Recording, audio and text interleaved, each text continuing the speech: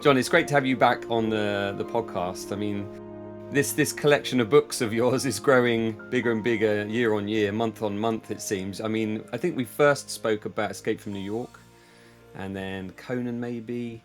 Now you've made this book about Gladiator II, the art and the making of Gladiator II.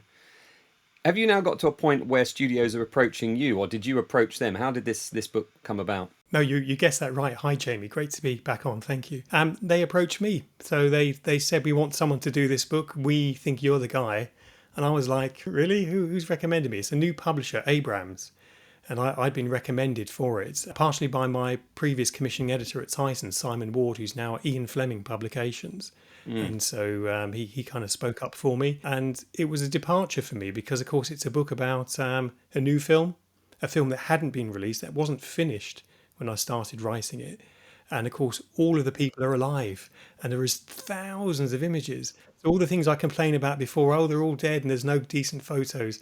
Now it was the opposite. There was more people than I could interview in the time I had, and thousands and thousands. I think it was like 30,000 images that I was privy to some of. But of course, it's all a very locked down process because I'm an external person. And although I signed an NDA for the script and images and so on, stuff had to be shared on a need-to-know basis. So it was very much how you'd imagine MI5 might operate with a newbie in the office. But it was great fun, very exciting. Yeah, because as you said, like the books you've previously done are all about films where, you know, we've had decades potentially to think about them, and, you know, people have passed away and you've been lucky enough to get some of those people before they passed away. But this is a different tone entirely. How did you sort of approach that tone? Because you're doing a couple of jobs here. You're not only trying to tell the story of this making of, but you're also trying to kind of publicize the film in some way as well. You have to sort of, did you find yourself having to fit in with a tone and a style that was sent to you by the studio? No, not really. I think they'd looked at my previous books and thought, can you do something like that? And with previous films, if you take The Wicker Man as a good example, there were lots of unanswered questions over 50 years that were conflicting about, was it really cuts by Michael Dealey and Barry Spikings at British Line, or did Christopher Lee guess it wrong? Christopher Lee got it wrong. You know, we were able to put to bed some of the myths. There are no myths around this film because it hadn't opened, and it was a switch in studio. So Paramount Pictures have Gladiator II, and Universal Pictures, who were an entirely separate company, had the first film, Gladiator, back in 2000. I think one of the first things I did was to start to take a look at something they never asked me to look at, but was a chapter called The Road to Rome, where I kind of walked through all of the other scenarios the film could have been. And there are some right interesting variations on sort of time travel, on having Russell Crowe return as a ghost walking through different time periods. So all of that was kind of covered, but had to be verified with the folks there at Paramount. And of course, Ridley Scott is a producer on this picture, so he wasn't a gun for hire. So everything had to go through Abrams and Paramount and to Sir Ridley Scott's production company, Scott Free, and sort of back again. And there are different producers and different writers involved. So I think it was very important to get the architecture of the history correct because it was going into a book. And I think there was a lot of scrutiny about that, particularly because it's the official book of the film. So once it's in, it becomes law, as it were. So that was something that they didn't ask for. And I try to bring that to all these books, something extra, something that perhaps will surprise people when they look through it. But of course, for me, it was new. It was a new area because although it's my 8th book, it was very new. People were around. They kind of could speak to me. I was given lots of interviews that were done on set. I had to track people down myself who they hadn't interviewed. And then I was able to enhance what they gave me with new questions. But as you'll find with something like this, there are areas that you can't really ask about. So if you imagine your perfect dinner party with maybe Stanley Kubrick at one end of the table, Alfred Hitchcock and so on, and Charlie Chaplin, the questions you'd ask these wonderful people. You're not really in that position with all of these folks to ask them about other films and other projects. It's although that didn't stop me because I am rather cheeky like that. And in the case of Sir Ridley Scott, my next book, which is now nearly finished, he had there was some connecting DNA, as it were, so I couldn't let the opportunity go without confirming a story regarding that. No, very different for me. And I must say, Jamie, since we last spoke, you've done your Return of the Jedi unofficial timeline as well. So you're in the Yeah. book club, you're in the authors club. Yeah, yeah, yeah. Congratulations. We got it out there. It's still selling a few copies every month, so which is great. A couple of years on, I think now, nearly. But yeah, no, I'm always amazed when I see that you've got another book coming out. You seem to be able to do these at such a pace. But given the scale of this production and being brought on kind of early, what were the first steps you took in kind of shaping the book? Because you've got to think logistically, you've got to think editorially, you've got to think in terms of design. Where did you begin? Well, I kind of thought about why has it taken 25 years? Is there a story there? Yes. When they did start shooting, they stopped because of the various Hollywood strikes that there had Mm, been. How did that affect things? Can I talk about that? The financial impact of that. I'm always a kind of a stats person, how much did something cost? How much did something make? So I was able to have access to that information as well. So rather than it just being people talking in an what's called an EPK or an electronic press kit. And for people listening who don't know what that is, and I know you know, Jamie, it's where interviews are done on set where everyone says they had a great time and they're distributed amongst daytime television where they can cut them up into their various programs, have interviews with the great and the good, but very much saying a similar sort of thing. I was quite keen myself that the book was more than that, and I certainly think it is. And I know Abrams wanted to do something that was quite sort of landmark and special as well. And that certainly came through in the design. It's massive. yeah, it's a weapon. I've got this thing behind me on an easel, but I've got one here, and I've got a massive fat head, and it's even bigger than that. And it's like, wow, and it's as thicker than an Argos catalogue from the 80s, and that's pretty good measure. So there was a lot of investment in terms of the book and in terms of the production of the book. So I think for me, they wanted something which was deliverable. And with previous books, I've always made sure I delivered on time and on budget. We've never missed either of those two things. And this had to hit beats. The film was coming out. We wanted to be in a position where we could talk about everything in the book. Because other recent making of books, I think on one of the Star Wars films, didn't reveal that, was it Palpatine was back on the third Star Wars movie, the J.J. Abrams one. What was that called? Mm, It was the the Rise of Skywalker. Yeah. Rise of Skywalker, the third one, yeah. So I think in some of the making of books there, they didn't mention the Emperor was back. And we kind of thought, well, we want to make sure we can mention everything, please. And so we did. But it was interesting. I wasn't sort of sent the script in the traditional way or the photos in the traditional way. I had to watch them on a secure server and read things over and over. So when I wanted pull quotes from the actors, again, something I suggested, I had to read the script many, many times over. But the script itself was on a time limit. So I had to get the reading of it done, I think by was it 1st of June last year? So I had to make sure I memorised and copied out what I needed. So it was a very different way of working. And of course, like all these projects, people have a point of view. So the truth is kind of subjective to some extent. I mean, facts never are, but people's experiences. I had a great time, and someone else was. I had a terrible time, and they're on the same boat. So how do you differentiate those stories? But of course, I suppose the biggest change for me was it's a major, major studio picture, possibly the biggest film of last year. So if there were controversies, how do you get into them? How do you document them? Are you burning your own bridge by doing that?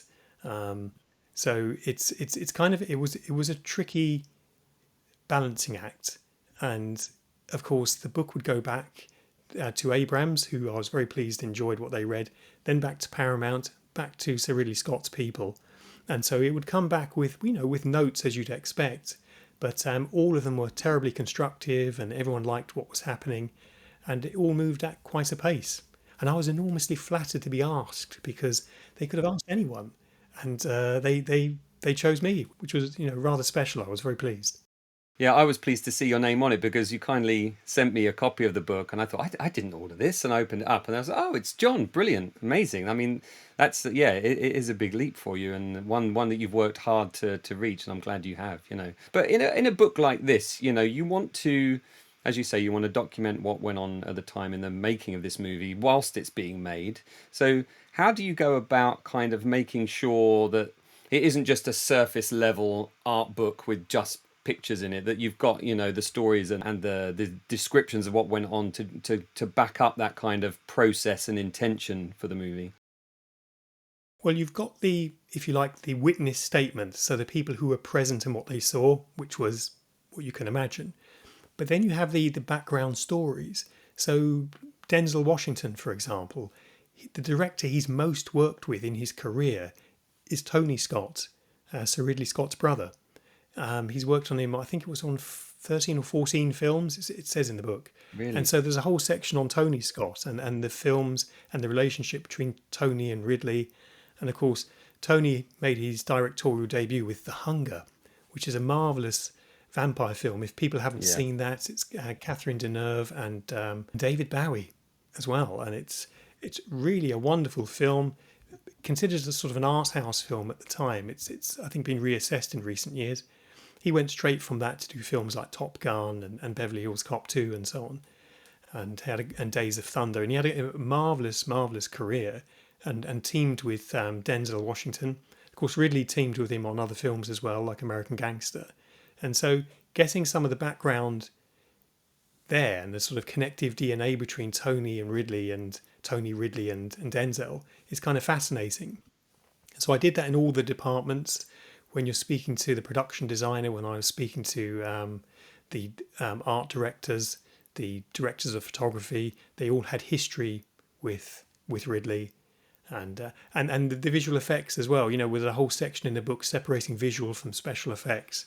Yeah. I'm a bit of a geek when it comes to all that stuff. That made me and smile, so yeah. Mark Borowski down at Industrial Light and Magic, asking him about that. But always the shadow of the other film, always the shadow of Gladiator. And so often my questions would refer back to, well, did you try and do that? I've heard you try to do that on the first film. Why not? What happened? Why have we got it now in this film? So there were quite a few technical aspects of Gladiator II that were achieved this time round that couldn't be achieved originally. And that sort of thing fascinates me, what could have been and what should have been. And there is already now talk of a Gladiator III, and there's a concept in mind for it. And I'm more than happy to go out to Morocco. I'll wear a massive hat. I'll have a tinfoil umbrella and factor 50. So I'm already prepping my emergency bag. I think what you always manage to do in your books is, you have that technical description, within certain departments, within certain interviews that you've, people that you've spoken to, but they're always very accessible, your books. Did you find with this, given that you had such a plethora of information kind of thrown at you with all these images and all these interviews, that balance was difficult to find, or is that something that comes easy to you now?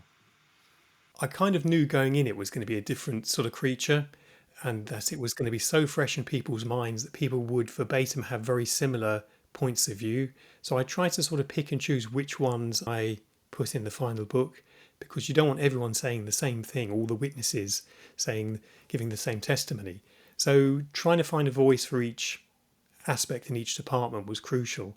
A lot of times that crossed over. So the way in which Arthur Max, the production designer, would create his sets, knowing how John Matheson paints with golden light, meant that there was lots of crossover there. So I was kind of interested in those areas where departments crossed over. I haven't been able to do that before on other books because there's been no one really around to ask. I couldn't ask people on The Wicker Man or The Third Man or Conan about camera loading and about were responsibilities shared in departments when people were sick and, what happened on emergency days. So there was the advantage of that. Luckily with the photos, the thousands and thousands of photos, Abrams and their team got on board. The design team there kind of looked at things much more closely. But what not to include is so difficult. How many pages is the book? I'm going to have a cheeky look. I can't remember. It's my longest book so far. It's 240 pages, which for a big hardback kind of coffee table book it's quite out there. But even then, we could have done twice the size of a book. And there are aspects of the film that I didn't have access to at the time because the book had to go to print. So the kind of animated title sequence, all the poster variants, the stuff with the music, the deleted scenes, what could have been in Gladiator II that wasn't, who was nearly cast and who wasn't. We could do a special edition book. So, I've said to Abrams if they want to go back again and revise and update, and charge people rather cheekily for the book again with a little sash on the side saying new material added, then there are areas we could add to.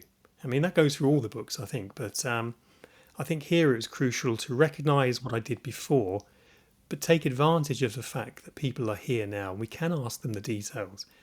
I mean, I'd really like to ask people what they had for breakfast and what they had in the catering. There wasn't enough space in the book for all of that. But when you can ask that, why wouldn't you? Yeah, absolutely. And, you know, in this day and age where we've got, you know, videos online almost immediately showing us behind the scenes stuff like the EPK stuff you're talking about, and potentially documentaries on Blu-ray releases, where do you see the role of a physical book like this in today's film culture? Well, I think a book like this has to sit alongside. So most of my books have had a release to some extent with Studio Canal, perhaps with The Third Man, The Wicker Man, Escape from New York, and Flash Gordon. They all had, in the case of some of those, they had mini versions of my books in their 4K releases, which I was always a bit anxious about because I thought, well, if they've seen a little mini taster, they might not bother with the book. But it's very much a companion piece, so it's recognizing that there might be some overlap. But really, I think the trick for these books is to find images the studios don't have and find things to say that are not in commentaries, that are not in DVD extras. Because I think if you just collated what's already been talked about and have nothing new to say and have no new way of presenting it, then people would think, you know, I'll listen to the director's commentary and have a flick through the gallery on the Blu-ray set. That'll cover it. I don't need John Walsh's book, you know, untidying my house. But we need to make sure that we have something new to say. So in the case of, say, The Wicker Man, we were trying to debunk a myth that had been gone around for 50 years. Much, I think, to the horror of some of the fans who held on to that myth. But it was nice to kind of straighten out the truth there. So I think with all these books, it's crucial to offer up good value and good penmanship and good photography, of course. But also, if you have something new to say, and it doesn't have to be new for the sake of it or controversial for the sake of it, but I think finding new information out, we did it on all of the books so far. And certainly on Gladiator II, the images that were released to the press were not the ones that were in the book. A lot of that was held back for Abrams by Paramount and Scott Free because they wanted the book to have its own, as it were, presentation, own marquee potential. Yeah. So people have said to me, saw the film, I read your book, I went back and watched the film again because actually it gave me a greater appreciation. Because the film goes by in quite a kind of a hectic hour and 2.5 hours. I saw it in IMAX when it was finally finished. And I was like, wow, that was incredible. But my book took me ages. Why did the film go so quickly? So you kind of need to slow down. The book, I think, slows you down into looking and examining more closely what happened. And, you know, there are people who are bigger fans of maybe the first film than they are of the second. And actually some the other way around. You know, if you've only seen Gladiator II, remembering there's a 25-year gap between the two films. So people who are fans of maybe the Marvel universe, they might see this film, see young Paul Mescal, who was brilliant, and say, this is Gladiator for me. They've seen the original film and go, oh, okay, that's okay, prefer Gladiator 2. So it has been interesting how it's divided amongst age lines to some extent. And the same with, you know, most films where there's there are people who prefer The Phantom Menace to the original Star Wars trilogy. Yeah. And, you know, I mean, there's nothing to take away from The Phantom Menace, but, you know, lots of people in their top tens wouldn't put it in necessarily their first or second place, but who knows? Very much a generational thing, as you say. Yes. I guess with having all those 30,000 images or whatever it was, there was a temptation sometimes to show the sort of iterative nature of the framing and, you know, the effects layered on top and the production design and the set extension and all of that stuff, which to some aspect is in the book. But it must have been very difficult to kind of rein yourself in and not go to 1,000 pages, because a film like this is so visually lush. You kind of want to, give it as much credit as you possibly can in a book like this. And I think you have done that. But again, difficult to find that balance, I'm sure. And was there ever a version of this book where it was 350 pages and you had to kind of rein it in? Or were you always aware of that ceiling, and once you hit it, you were then adding and deleting from that stage? I think we realised going in what the limitations would be. On my first standalone film book, Flash Gordon, I ended up writing nearly twice the size of the book that was asked for. And so it made a lot more work for everyone later down the line. So I was kind of fairly, I was wide-eyed but realistic about what was going to be achieved. But I did know that the brief that was coming back, there was never a specific brief, but the intentions that we got back from Sir Ridley Scott was that it needed to be a coffee table art book.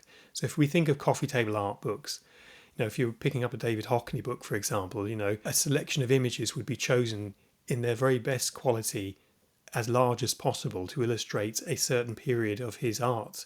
And so that's perhaps the way we took this. What were the very best images that most represent the construction of the Colosseum or the production arts for the flooding with the shark sequence? But yeah, I'm like a kid in a toy shop. We could have done 2 books. We could have done double the size book. I'm even talking to you now about revisiting the book, opening it up and putting more things in. So it's recognizing from the brief what they need from me, and also the experience from the other books, making sure that what I've learned I'm bringing with me, because they want that guy who did all those books to do something for them which is contemporary, but also with an eye to those books which have all sold sort of magnificently well. I do like that you've given space for those images. There's nothing that winds me up more in this type of book where there's an image you really want to see up close and it's like a postage stamp. Luckily, of course, you had the benefit of this very recent archive that had been created, as opposed to digging into a historical archive where maybe image quality isn't so good. But I think there are sections in the book where you just linger for so long because there's just so much imagery kind of being thrown at you, but always backed up with your writing, which I enjoy. And it feels like in some ways it's part oral history, even though it's a recent oral history, but it's part design book. It's filling these 2 kind of different categories of book, but I think it does it really well. There's not a question there. That's just purely a statement to you, John.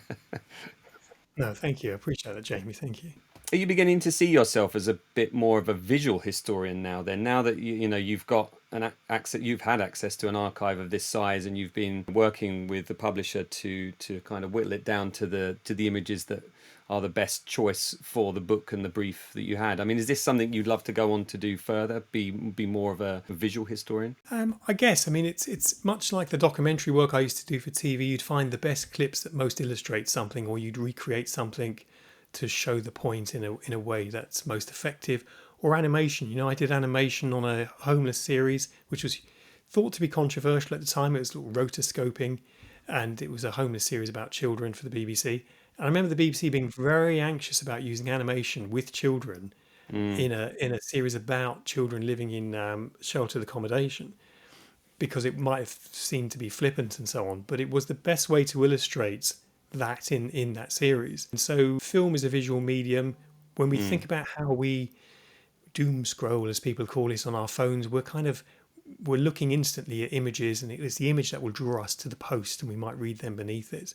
So it is taking that on board, and I'm very aware that the image sells the page and therefore sells the book. So if it's unseen and it's your favourite film, you've never seen those shots before, that's going to do it for you. So a brief description, a respectful caption without saying the obvious, and learning to pare the text back so that it does say what it needs to, but without too much of my voice. And I learned on the early books that if I get that out of the way in the introduction, I can say what I think. That's done. So we don't need to hear from me again. Right, let's get on with the people who made this film and what went wrong or what went right and so on. So you can get your little confession out of the way in the intro and do your fanboy thing that you need to do if you're a fan of that film and so on.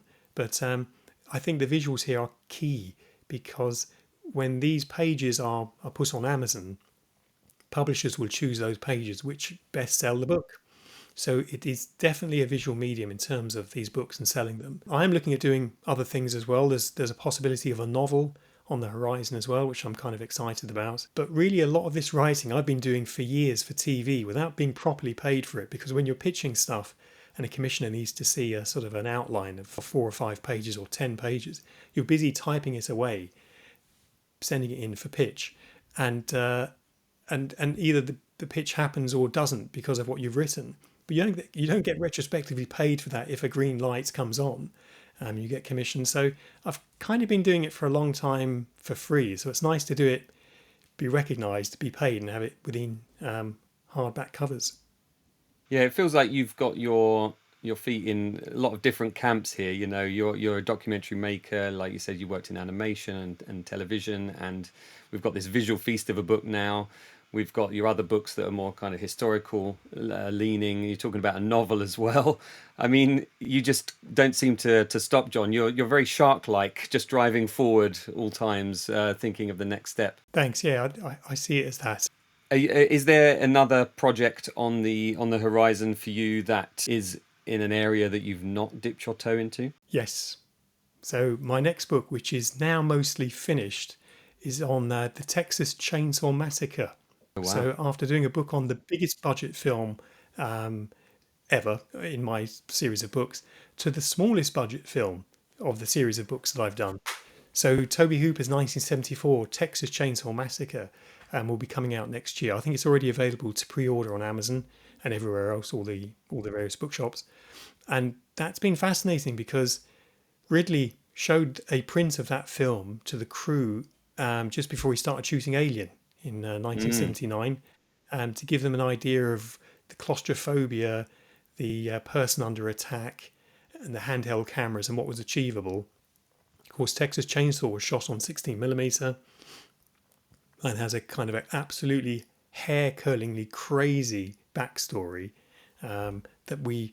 which I was super pleased I was able to actually get properly involved with and untangle because the fans, I think, have been waiting for the story on that more than The Wicker Man. So that's kind of done and dusted. The manuscript, just waiting for final sign-off. I'm going to be working with the art department at Tyson Books and the layout artist for that. And that's going to be going off to print at the end of this year, out next. So it's kind of a big slasher horror film, and one that the Variety has called the best horror film of all time, controversially. And was that something you pitched, or is that something that they came to you with the idea of? They came to me, Tyson said to me, "Do you fancy doing this?" I said, "Yep, okay, we'll do that." So I think it's been a kind of an even split of what I've pitched and what's come to me. And sometimes, you're doing a book and they'll come to you and say, "What about this?" And you haven't had the headspace to think of a new book for yourself. And then this comes along and you think, "Oh, actually, yes, if it's no holds barred." And I did say this to the folks at the licensor who own Texas Chainsaw and to Titan Books. I said, can we go no holds barred? Because the real story of how this film was made is actually a real shocker. And they said, yep. I was like, you sure? They said yes.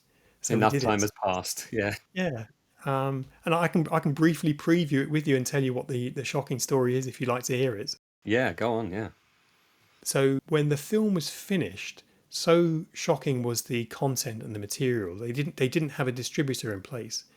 And normally when you're making a film, even an independent film, you'll have a distributor ready to do something with it, to strike a few prints, to get it in a few theatres and to get the ball rolling.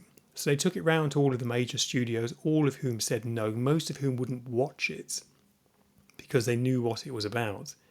And so they did find one distributor called Bryanston, which sounds fairly innocuous. But Bryanston mostly distributed films in adult theatres, which meant pornography cinemas. And that's, if you like, the good news compared to what the bad news is. Bryanston was run by the proper real-life solid gold mafia. Right.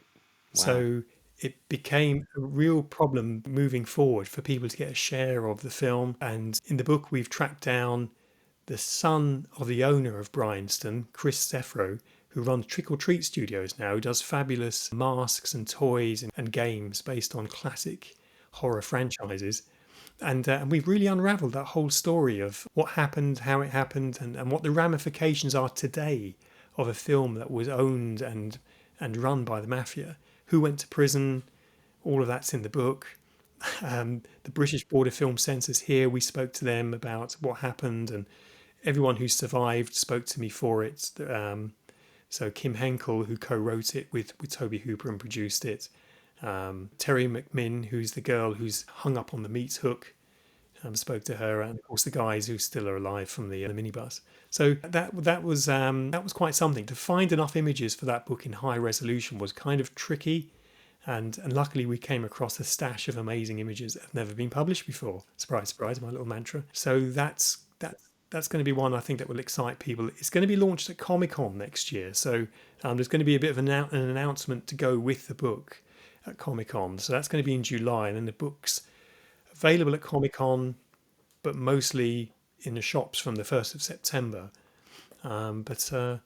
Yes, it's going to be a busy sort of 2026, and I'm speaking to a third publisher now about another book. So I'm spreading my favours. That sounds amazing. It sounds it's like ripe for a documentary as well, that you just pull on these threads and get deeper and deeper into the mysteries of that movie. That's fantastic. Well, listen, John, I always like talking to you. I always appreciate your time, and come back on the podcast anytime you like. I'd love to come back for Texas Chain Saw and shock you all with what we found.